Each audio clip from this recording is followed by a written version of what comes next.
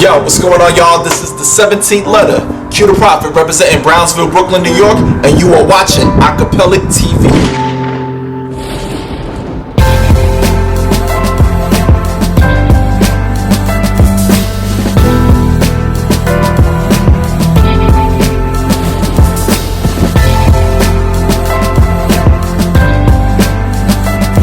What's good, folks? Your boy Acapella the Domin, and today we have a special guest, man, from Brooklyn, bro. Brooklyn house, baby. We got Q the Prophet right here, man.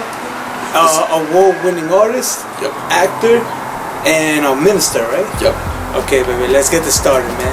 So, bro, I have a question for you. Yes. See, this is a new program that we started with ACapellicTV. We're growing it for them. We have new people out there watching us. Some people already have time doing this. Most people may not know who Q the Prophet is because you did it, kind of went on for around 2011. But for those people who don't know, could we get a little summary of who Q the Prophet is? First of all, what is Q the Prophet? Why Q the Prophet? Q, which is short for Quason, my name. Prophet, pretty much I'm a messenger, God's mouthpiece, speaking to the people and everything. And pretty much, former drug dealer. God turned my life around at the age of 14 years old, from drug dealing, gang banging and all, and, turned my life around. And then at the very same age that he saved me, he called me into the ministry. I've been preaching since the age of 15 years old, preaching the gospel and encouraging young lives and everything, and, been on fire, ever since. Dang. So, before you even became a minister, a registered minister, a real minister, so you've been doing this since you was 14 and 15. Now, what inspired that? Okay, well, music pretty much has been a part of my life. Growing up, my mom was very heavily into disco. When I was born, at that time, disco was fading out and hip hop was like slowly, coming up. So, like Grandmaster Flash and the Furious Five, but like the MCs that pretty much impacted my life and my development as growing as an artist. Rakim, of course, Big Daddy Kane. You're bringing out the real shit, man. Yeah. Big Daddy Big Daddy Kane, Kane. Kango Kid from UTFO, Melly Mel, Grandmaster Melly Mel, Dougie Fresh, Slick Rick, of course, because when I started developing, my artistry, I started digging much into storytelling. Slick Rick was pretty much that inspiration behind the storytelling. LL, of course, because at that time I really wanted to impress the ladies. So he gave me that little spark. And then of course Dougie Fresh, because they call him the world's greatest entertainer. So these were like the essence of what morphed Q the Prophet into. No, but I mean, like, okay, so now we know what motivated Q the Prophet to become the MC, that prophet. You know what I mean? But what triggered you to want to do because your music, right? Because your music is also like that kind of ministry, kind of messaging, kind of thing that you put into your music. Yeah. What made you even want to do that at 14 or 15? Because most kids nowadays be like, church is not really a valuable topic that they really get into the brains, But like for you, it was while being a drug dealer and stuff like this. So what even triggered it? Well, the thing about it, music is always a reflection of oneself. And the thing is that when God saved my life, I couldn't talk about the same thing because I was no longer doing them things. I was no longer toting the guns. I was no longer pushing the crack on the streets. I was no longer doing those things. So I had to keep it real with myself and keep it real with my life and my transition from what I was to where I'm going. And the word says that if any man be in Christ, he's a new creature. Old things are passed away. Behold, all things are made new. So I gotta talk the new life that I'm living now, not force feeding it or try to beat it into the people's heads. Like I have a message for the church itself, and then I have a message for the streets. That's crazy. So let me ask you a question. Have you ever been in jail around that time, or have you been in jail? Nah, by the grace of God, I've never been locked up in prison. Came close to times where police, Was it back in the days when it was crazy? Yeah. I've been graced by God. I survived, getting locked up. I survived getting shot up. I survived getting stabbed up. I survived, being jumped by gangs and everything. So, it was only God's grace and God's covering because He knew that, He had a purpose and a plan for me. So. It's like that music video that some artist that Strange Music has, right? He has a music video where it shows a kid, right? He's running away from gang members, African American gang members. He's running away from Mexican gang members, and he also has to run away from cops.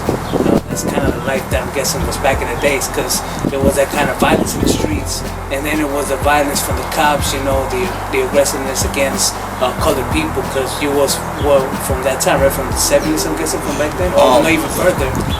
I mean, well, the thing is, I wouldn't even say that long. I was born in '79, but I grew up experiencing. But you still lived through it. Yeah, you know, through the '80s and the '90s. You know, the '80s and the '90s, it was wild. I mean, now police brutality is a lot more brutal and evident now in this, you know, present, because now all of a sudden. It's not ignorance. It's now something that you already know that it's not right. It's something that already happened in the past. So it's knowledge there. It's something that, like, you're repeating again, like you do it on purpose. Yeah. And the whole thing though is that it's now more than ever evident. And the clear thing is that it's sad though that, you know, these cops keep getting off. You know, and the ones that innocently get killed, you know, are the ones that pretty much the families gotta live with the torment of. They're never gonna see that loved one again. Exactly. Trayvon Martin, you know, Patrick Dorsman, Anthony Baez, Sean Bell. I mean, and the list is growing. I mean, you know, Jordan Edwards recently in Texas. You know, Tamir Rice, Mike Brown. Like the names are just really increasing. But you know, it's just giving a sign that, you know, our communities, minorities, blacks, Latinos, all of us just got to really come together. All lives. You know what's crazy though? Yeah. Like, there's also white folks that are poor, right? And I was like, you know, like, you go to the village, you know, you see white people who are poor. You're like, yo, what kind of world am I in right now? You know? And then like they start throwing slurs and stuff like that. You know what I mean? And you think back, you're like, yo, if you're broke, I'm broke, and he's broke. Then why you gotta be so slurred? Like, we're not going anywhere. What you doing? Like, you just keep throwing slurs, but we're not changing anything. Yeah. They're like, you don't notice that they're the ones winning and you're the one losing too. Yeah. You're losing too. Yeah. I mean, you're white too, but you ain't getting no privileges. Yeah, because you know what? It's a cycle that has to be broken. Yeah. You know, the cycle and all starts from the mindset. You know, the cycle has to be destroyed. Once we recognize that, you know, it's a constant, because this goes back to the 80s, and I'll never forget the Stop the Violence movement with KRS-One, the record Self-Destruction. You know, one of the best records, you know, ever. And the thing about it though is that we're headed for self-destruction because we don't want to educate ourselves to let them know that, you know, I'm not your enemy. You're not my enemy. You know, when I'm walking down the streets, like Kumo D said, I never had to run from a Ku Klux Klan, and I shouldn't have to run from a black man. You know, so these are the things that we have to, you know, understand. You know, back in our days, our ancestors were hung. You know, for, you know, and now we want to kill each other. That all has of to. Our ancestors, because my ancestors were in Cali, all of that is California, Texas. That used to belong to us, Mexicans. You know what I mean? This land used to belong to the Native Americans. Exactly. You know what I mean? And then they brought your people and shit. And they say, so this land doesn't even belong to this like stolen land, and they just proclaim and say, you know what, this is what we're gonna do here, this is this, and nobody's winning, you know. Yeah. But I don't want to stray away from the topic. You know, for all why the purposes we're here. But definitely we have to, you know, educate one another. We have to basically come together, love one another, love ourselves, better our communities, and all. In order to make the change, we got to be that change. Facts. You know, so let's change the topic, man. We don't want to go into that kind of things right now. So let's talk about more about your music, man. Because some people with music, right? We talk about how you was from 2008, 2011, then it kind of stopped and dropped. But how did you become an award-winning artist? How did that happen? I mean, basically steady grinding. I won the McDonald's Gospel Fest. Came out in first place. That was the very first competition I ever had back in 2003. Then 2004, my dad invested in my first CD, Touch and Agree, which pretty much wasn't really my best work, you know, but it was enough for me to build the platform to reach the people. And then 2004, I'm hitting the open mic stages from Club Pyramid to Club Speed, the Remote Lounge, the Cherry Lounge. Like, I'm hitting every stage in New York City, every reputable open mic showcase, Don Hill's, Bowery Poetry Club and Cafe, like every renowned spot in New York City, even Justin's restaurant. I've been blessed to perform on that stage. So like, from constantly grinding, from the open mics to the showcases, and then I was part of, I'm still part of this movement called the Burn You movement. The acronym stands for the best, underrated, now unified. Our whole mission is to bring unity through hip hop. Shout out to LaRue and the whole crew. Pretty much, the whole Burn You movement. You know what, man? I respect your movement, man. Because, there's a lot of cats out there who say, we need change in the streets, they're preaching this, they're preaching that, but they don't do nothing to change the community, A lot of people just talk, but ain't nobody doing nothing, They say, Yeah, because it has to be action behind it. The Bible says, be a doer of the word and not a hearer only. In the context of saying, when James, when James was talking, he said, be a doer of the word and not hearers only, deceiving yourself. Well, actually, the Apostle Paul was talking to James. We have to not only just, preach the word and just hear it, but we got to put action. And what happens is that, many people are talking it, but they're not being about it. Like the old saying, don't talk about it, be about it. So I'm not going to talk change, I'm going to be the change. So it's like some people, they tell me like, yo, you should come through, like a lot of people want me to preach and stuff. I'm not saying it's a bad thing or good thing, that's not my conversation. That's not that, everybody has their own opinion, right? But they'd be like, yo, we gotta do this. I'm like, yo, to be honest with you, man, I feel like I gotta go do more, I got this kind of master plan in my head. I'm like, yo, I'm gonna make sure my people eat today, and make sure that other people could eat. Even if it's my worst enemy, I'll make sure that person could eat. Because I think the thing that makes us all to enemies is that one person has more than the other. I mean, that's always gonna happen. But if I'm able to make that person eat, I don't give a damn if I see you ever again. But I make sure that you're eating, so you don't come and bug me. You know what I mean? You're eating, I'm eating. You do your business. I'm my business, man. You know what I mean? And that what you said right there in a nutshell, is the Bible. Because when this life is over, when God looks at us, Jesus said, what you've done unto the least, you've done unto me. When I was hungry, you fed me. When I was in prison, you came and see me. When I was sick, you came and see me. When I was naked, you clothed me. So a lot of times, when people are hungry, I take the time out to really feed them. I don't necessarily give them the money. I say, listen, I'm not going to give you money, but I'll buy you something to eat. Because Jesus said, what you've done unto the least, you've done it to me. So I mean, that's something that we got to do. Even going back to our enemies, the Bible says, if your enemy is hungry, feed him. If he's thirsty, give him something to drink, for then you heap coals of fire upon his head. But it's the cue the prophet, man. Yo, so now that we talked about the artistry, right? How you got these awards and things you've been doing, because I saw that you were next right there, close to my idols, man. Like DJ Covert, your manager was telling me about T.I. also and stuff like that. Yo, that's amazing, man. That's crazy. T.I. I mean, but events events. Well, I've been to 2 events with T.I. Made special appearance though, but I hadn't been neck and neck, with him like that. But as far as like the old school legends, Kool Herc, Grandmaster Caz, Grandmaster Melly Mel, Chief Rocker Busy B, KRS-One, of course. When I opened up for him in 2008. So like I could say the legends and the pioneers, even down to like the new generation, from like Jadakiss. Dang, don't even start with Jadakiss, man. Yeah, Jadakiss, Fabulous. Fabulous is dope. Yeah, my nephew is Dime a Dozen. He for artist that was formerly signed to Atlantic Records. He just dropped the single last year with him and Fab called That Chicken, the remix. The video got over 1 million hits within 24 hours on World Star Hip Hop. So like he's doing really good. He just picked up a national ad for Domino's. His music is in a national campaign ad for Domino's Pizza. So he's doing real good. And I had the privilege of mentoring him when he was about 7 or 8 years old. This is when the artist development side of me came in, and I'm proud to see where he's going. We're gonna talk about that a little bit more in a little while, man. But that's amazing, man.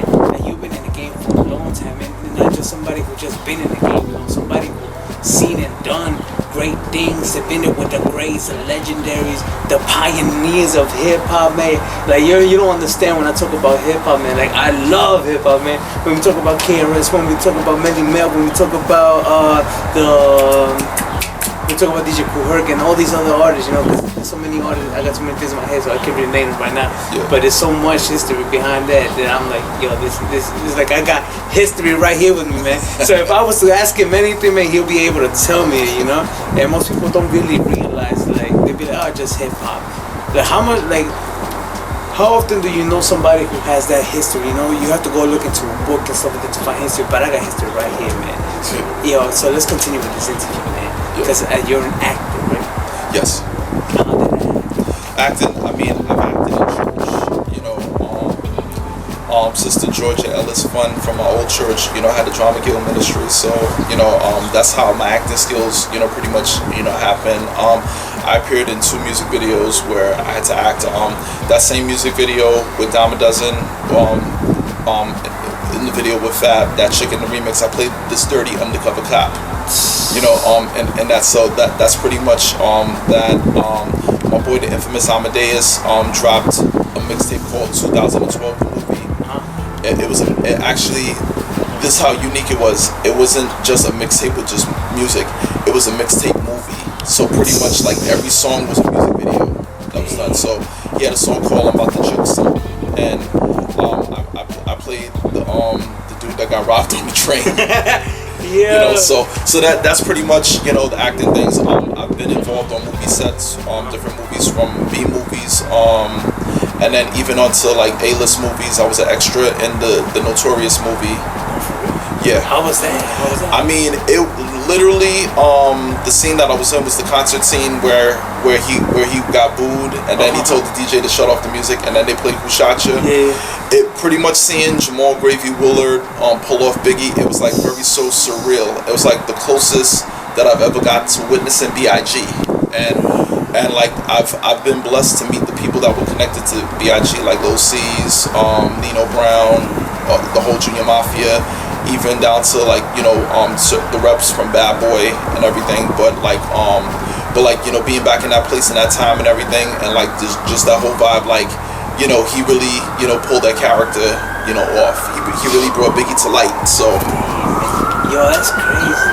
I imagine the energy that went into that film, the things that went behind the scenes, because it looked like they like to have a good time. So I imagine they had probably, I mean, of course they took it serious because it's a production, it's a filming production with everything serious, every detail counts. yeah. You know what I mean? Like, yeah, so like, you know, when it comes to the movies and everything, you know, I'm always involved in doing things, and like, you know, that's how when I started the directing, I directed my first 3 music videos, like as far as like writing the treatments. I saw that in your music video. Yeah, like your YouTube channel. Yeah, like I wrote treatments, you know, for the videos, you know, sort out locations, you know, how it's gonna go, how it's gonna play out, and everything. So that's how the directing bug, you know, hit me. And also that you went to filming school, right? Something like that. Yeah. So well, actually, I think you are right now currently, I think, in filming school. I'm not sure about that. No, well, I took a course on film editing. Basically, how that happened was Solange. I did, you know, that's Beyonce's sister. I happened to be at the listening party event, you know, for her current album, A Seat at the Table, and had a wonderful, dope conversation with her husband, Alan Ferguson, who's an award film director. So, you know, just him asking him for his advice and things, and I asked him, you know, what you know, software that he uses to edit. He told me, like, I learned Adobe Premiere Pro. He said it's industry standard. He was like, yeah, people still use Final Cut Pro, but he was like, you know, you want great quality, use Adobe Premiere. So that's what pushed me to. Yo, you really know the industry, man. You know Beyonce sister. You know all of this, like, my guy. Yeah. Why you not at the top, man? No, you know what it is? You know, honestly, I play my position. You know, yeah. I don't go boasting, you know, about, you know, the connections that God has given me. Like, all this is basically God's favor. The only thing, what I'm working now is really building something that I can pass to my kids when I'm long and gone.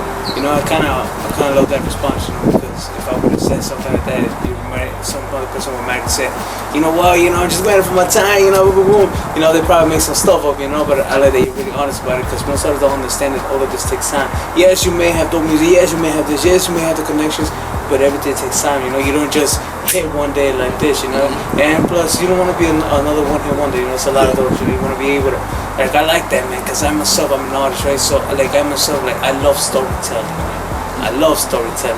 So when you talk about storytelling and filming like that, like, that's, you know what I mean? But let's cross over to your company, the filming company. What is it, bro?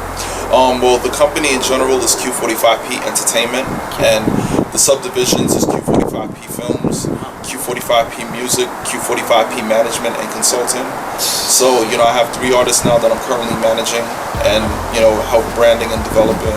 And, the consultant side is that I'm always consulting, but from producers to A&Rs, from different labels, as far as the direction that they want to go with the artist, certain levels of advice as far as how to where they want to take this to the next level, who to connect with, and I'm very honest though, because what I want to educate people out there that's watching this interview is that this music industry is very small. This music industry is based on relationships. It's not what you know, it's who you know. You're gonna come across a lot of stragglers that's gonna lie to you and say that I've worked with Puff Daddy, or I work at Rock Nation. I'm an A&R. Like I had a dude last year that was texting me saying that he was Lenny S. And then the same dude texts me from the number saying that he was DJ Don Cannon, and I'm like, you're a fraud. Don't blast my number. And I blast him on social media and put the word out about him. And a lot of times this industry, you can get blacklisted, if you're not careful, if you step on the wrong toes, if you think that you're gonna, assassinate somebody's character in order to make it and everything. That's why artists, be yourself, don't lie, don't name drop, just to make yourself seem important and whatnot. Be patient. Yeah, be patient. Be patient. Have faith in yourself. Have faith in God mostly. Most importantly, have faith in God and know the direction where you desire to go. Know yourself. Know your worth. Don't allow people to deter you to make you feel bigger than you are. Don't get too big for your britches. Learn the industry. Learn the business. Learn about contracts. Learn who's who, learn entertainment attorneys, because you'll get hit left and right with things that you're not even aware of. You've been watching contracts, man. I'm telling you. But I had similar situations happen in the past, right? Like when I was just first starting rap, I was basically almost all the time throwing remixes and stuff like that, freestyles. I was doing my thing back then. I was just starting. I was just a young kid starting. And I had like this guy tell me he knew Lil Wayne and stuff like that. I see him, he said, I was dumb, I was like, this is crazy, because Lil Wayne is one of my persons. I was like, this is dope. So when that happened, right, it was something where he wanted almost $1 million or something like that. So I was like, it's gonna lead me to an opportunity that I'm looking for. Yeah, it was a wrong decision, Yeah, anytime when cats ask for money and all, because why am I giving you money to shop my CD? Why am I giving you money so you can set me up for an interview with somebody when I can do my research and find out who that person is? And I want to say this too. Google works wonders. So anytime somebody comes to you and say, I'm such and such from this label or whatnot, Google will do background searches as far as where the person live, rip off reports and whatnot. So I have this own policy. If I can't Google you, you're nobody. Shit, that's true. Yeah. But that's crazy because most people won't even understand, right? Most people be like, damn, why were you just saying that? But nah, I believe this thing. But the fact is, if somebody's asking you for money, they're telling you they believe in your product, but they want money from you. They don't believe in your product, they just want to get paid or probably scam you, Yeah, it's all. This is what ties into the scams, and I mean, I've lived through it. I've experienced being in showcases where the promoters, all they care about was the artist selling tickets, just so they can make their money, so they can, if the showcase flop, at least they got cushion to pay the venue off, pay off the bar in case they fall short of the bar guarantee. I went through a lot of those days, man. Yeah. It's a hustle. It's you a know, hustle, man. you know, all them. I remember one time, I was blessed. I went to an A&R Power Summit with Urban Threshold. Yeah. They had it at SOB's, and I met at that time Jason Mazer of TBT Records back then. My friend Curtis Dixon, who is the former he was basically director of urban radio for J Records at that time, and pretty much met them, developed relationships with them, and also what happened was the same showcase promoter, I'm not going to mention their name, had me in a showcase with them. I had to sell like 20 something tickets in order and bring my people out to be there to witness me perform. So she gonna tell me that, you know, Jason Mazer is in the building, Curtis Dixon is in the building, go find them.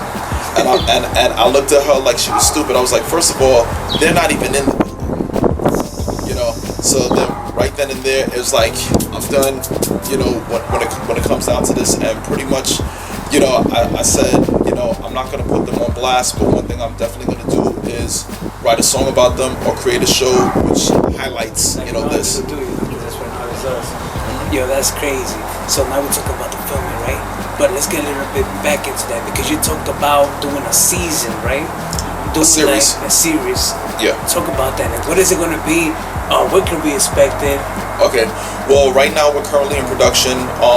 This is my first television series called Triumph, which basically follows the life of an aspiring young hip hop artist that's trying to make it in the rap game while avoiding the evils of the streets. A young female who pretty much graduated NYU School of Music, top of her class, is an aspiring singer, but the father, who's a pastor, is opposed to her pursuing an R&B music career. Young drug dealer who pretty much is like the Nino Brown type of character that's trying to lure the young rapper to be a part of his drug crew. Then we got a girl who pretty much was a former ad executive that pretty much got fired, lost her job, and became a high-class escort, you know, girl, to basically make a living. So this is what Triumph is. It's basically following the lives of 7 to 8 individuals that's trying to make it successful in life. But one thing they all have in common, whether it's positive or negative, they all looking to triumph. So yo, that's gonna be amazing, man. Like I told him off camera, man. Like that's something I want to see, you know, because I'm also want to see like what I could learn from that. You know, when I watch something or I read about something or I hear something, I want to be able to learn from it, not just like enjoy it, but I want to learn from it. You know, I want to be able to be like, yo, because I'm an artistic guy, right? So I'd be like, I like anything that has to do with artistry. I'm into it. Yeah. So I'm like, yo, what could I learn from this? How can I do this better? How can I do something like this? Because I'm thinking about this, doing the same thing, right? And I'm like, yo, that's dope, man. And like mostly for the cats in the streets, right? Like a young boy, young kid right now, like probably going through some tough things. He's gonna see that, he's gonna be like, dang, like he's doing it. Like he's going through this while I'm going through it. And he's still making it out. Maybe I could make it out. You know, give hope to the youth. You know. Yeah. Because this is what the purpose of the show is. Besides entertainment, but you know, in a sense, what they say, edutainment. Yeah. You know, at the same time. I love that word, edutainment. You know, we want to, you know, entertain, but at the same time educate. You know, so we want the young kids to be aware of this industry. You know, the business. You know, who's who, you know, in the game, and knowing them that you can be successful and you don't even have to sell drugs. You don't have to go the negative route like some other people have gone in order to make it. But don't lose yourself trying to please other people, man. You know, a lot of people do. They're trying to please everybody else around them, you know. And most of these people, at the end of the day, they just come back and they just, you know. Yeah. Because at the end of the day, it's all been it's all been a plan on how to get up there with you, but at the same time, how to drop you off, you know, because they don't really care about it. They just care about where they want to go. Yeah. You know, that's crazy, man. And then most kids don't understand, most cats out here, they don't understand that this industry is really, there's a lot of snakes involved. There's a lot of people who want to hurt you. And they probably look like, oh, they're cool and not, you know, they're bringing me to the house parties and this and that, but they really want to harm you, you know? Yeah, I call them culture vultures. Facts. You know, because that's all that it is. They want to go after the young, the hype, and the hungry. They don't want to go after a guy like me because one, I know my stuff. I know who's who, and there's but only so much that you can get over on me with.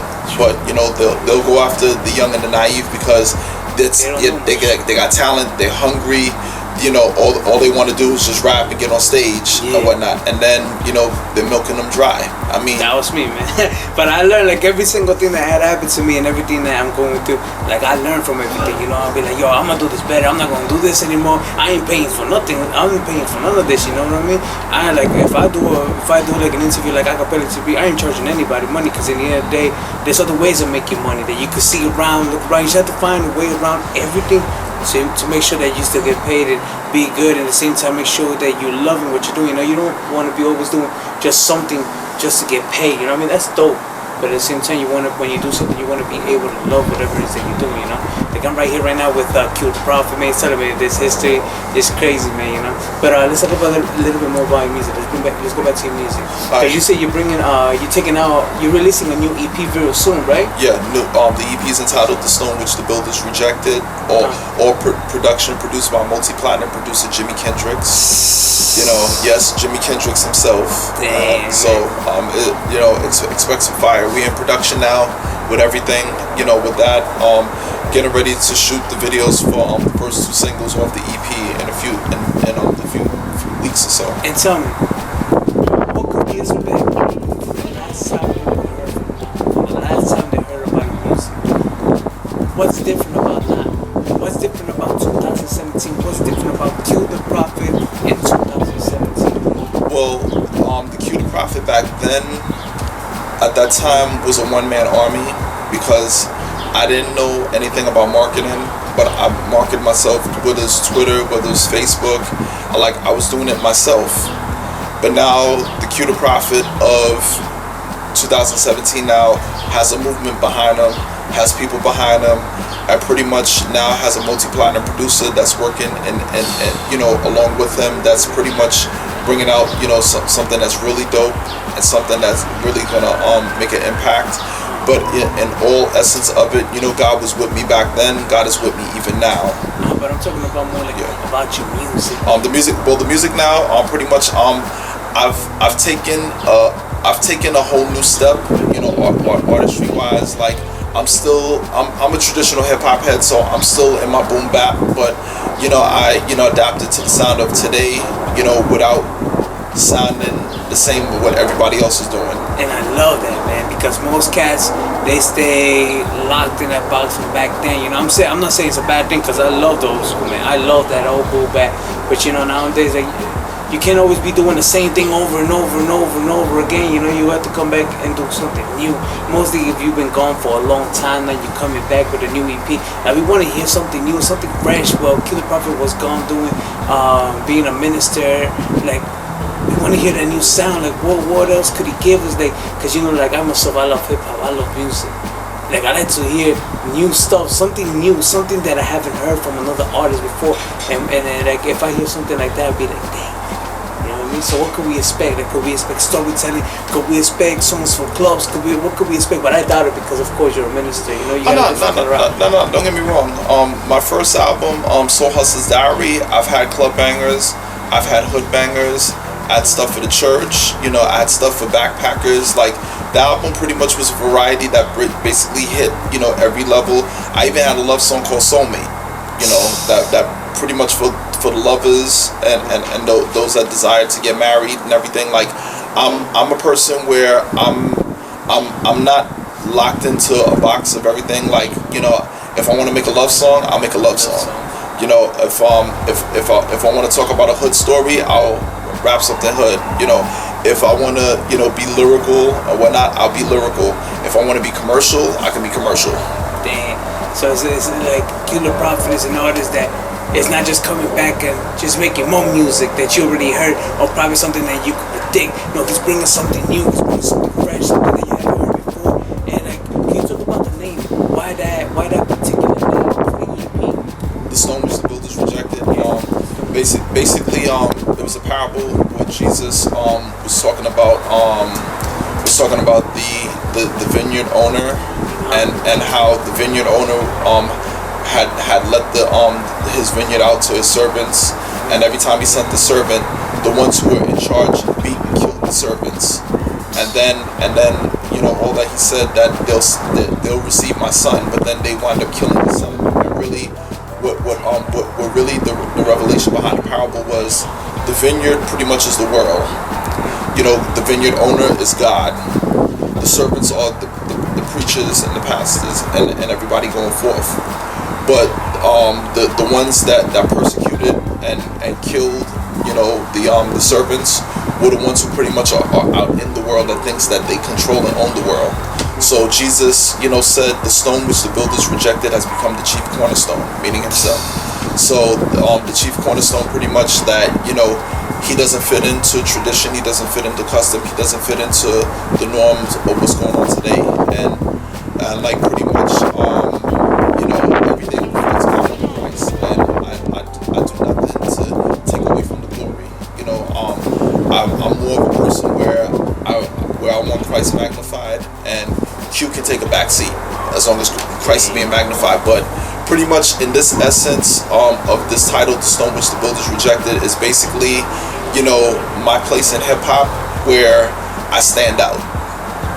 Where people, kind of resist me because they think that I just only cater to the church. But yeah, because like that's how I told you, like the person myself be like, oh, Bobby's gonna talk about church stuff, gospel, you know what I mean? But that's why I was asking you, like, what could be expected on the EP, Oh, the EP. Well, I'll tell you one thing: those that know Q the Prophet and those that know how Q the Prophet delivers, because I've rocked churches, I've rocked clubs, I've rocked venues, and all, so people could definitely know what to expect and know that it's gonna be some fresh fire that's gonna come from it.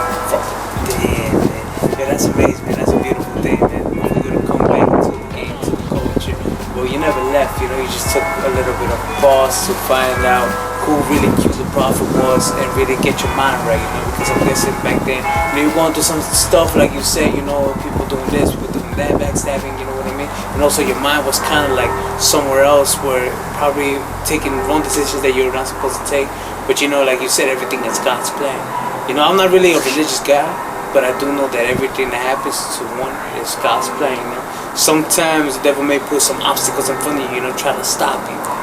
Yeah, and that's why the thing about it, though, the obstacles is good because it challenges us to be more dependent upon God and be prayerful. That's why the scripture I always stand on, Romans 8:28, and we know that all things work together for the good to them that love God and to them who are called according to His purpose. So even when something looks bad, be good. God is turning it around and making it good. Yeah. So at the end of the day, it's all good. Music artist, actor, minister,